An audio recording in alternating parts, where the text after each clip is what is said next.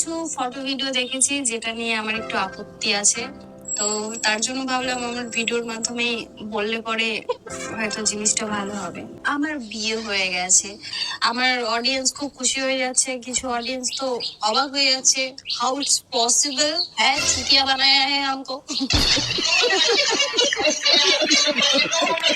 Hello guys, welcome and welcome back to my blogging channel. তোমরা সবাই কেমন আছো? আশা হচ্ছে ভালো আছো, আমিও ভালো আছি। তো আমি আজকে ভিডিও বানানোর টাইম পাইনি। আজকে হচ্ছে 31শে মার্চ, তো আজকে মাসটা শেষ হবে আর আমি ভিডিওটা সকাল দিয়ে বানানোর টাইম পাইনি, শরীরটা ভালো লাগছিল না তো বানাইনি।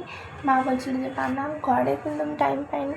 তো এখন 9:30 বাজে, 9:30 বাজে।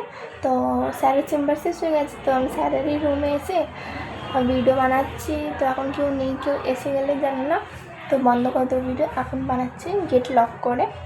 তো চলো আজকে ভিডিওটা স্টার্ট করি। আমি আজকে তোমাদের সাথে কিছু কথা শেয়ার করার জন্য আসলাম। বিগত কিছুদিন ধরে আমি একটা প্রবলেমের মধ্যে দিয়ে যাচ্ছি, যে কারণে অনেক দিন ধরে ভিডিও করা হয়ে ওঠেনি। আর কিছু এমন সমস্যা যেটা তোমাদেরকে না জানালেই নয়, তাই ভাবলাম কি বলি। আমার ইনস্টাগ্রাম আইডিটা তোমরা অনেকদিন ধরেই খুঁজে পাচ্ছ না, অনেকে মেসেজ করেছো আমাকে, আর আমি সেটা শেয়ারও করিনি যে কি হলো কোথায় গেল। শুধু ইনস্টাগ্রাম আইডি নয়, সাথে ফেসবুকও।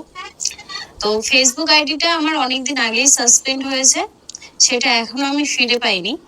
আর ইনস্টাগ্রাম আইডিটা কিছুদিন আগে হয়েছে, দুটো পরপর হয়েছে আর কি। তো এইসব কারণে আমার একটু মনটা ভেঙেছিল, তাই আমি কাজের থেকে একটু বিরতি নিয়েছিলাম, নিজেকে সময় দিচ্ছিলাম। আমি ইউটিউবেও সেরকম ভাবে ভিডিও বানাইনি, অনেক দিন ধরে রেস্ট নিয়েই যাচ্ছি।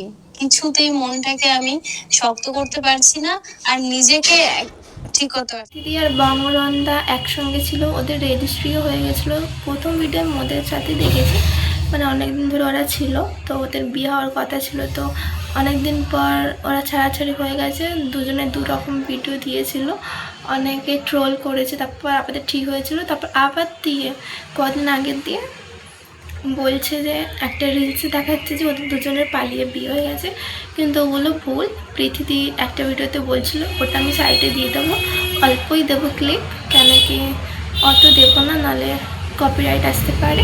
তো অল্প ওর ভিডিও দিয়ে দেবো দিদি, আর আমার ভিডিওগুলো শুনে নাও। মানে ইনস্টাগ্রামে যেমনি পারে ভিউজের জন্য যেমনি পারে সেমনি ভিডিও দেয়। মানে পৃথিবী বিয়ে করেনি পালিয়ে, ওখানে দেওয়া আছে যে পৃথিবী আর রন্দা বিয়ে করে নিয়েছে, কিন্তু ওটা হয়নি। পৃথিবী নিজের মুখেই বলেছে, আর রন্দা তো একদম আলাদাই দুনিয়ায় চলে আছে। মানে রন্দা ভালোই ছিল, কিন্তু এখন যত পৃথিবী ওর ব্যাপারে বলে তত লাগে যে ও কি অমনি ছিল, অমনি লাগে। তো পৃথিবী আর রনদাকে নিয়ে যে এত ভিডিও বানাচ্ছে সবাই, খারাপ খারাপ কেন বানাচ্ছে বুঝতে পারছি না, ভিউজের জন্যই বানাচ্ছে। তো ওটা কিন্তু ঠিক না। নিজের নিজের ভিডিও বানাও, ওপরে ওঠো, অন্যকে সাহায্য করে ওপরে ওঠা ওটা কিন্তু ঠিক না। আর ভিডিও বানাবে তো ভালো ভালো বলো, খারাপ খারাপ বলছো, যা ইচ্ছা তাই করছো, বিয়ে হয়নি বিয়ে করিয়ে দিচ্ছ, ওইসব তো ঠিক না না।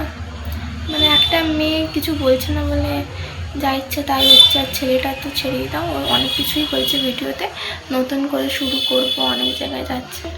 তো বাস আমাকে এতটাই বলার ছিল।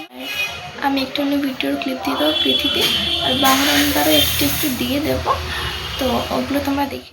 ফটো ভিডিও দেখেছি যেটা নিয়ে আমার একটু আপত্তি আছে, তো তার জন্য ভাবলাম আমার ভিডিওর মাধ্যমে বললে পরে হয়তো জিনিসটা ভালো হবে।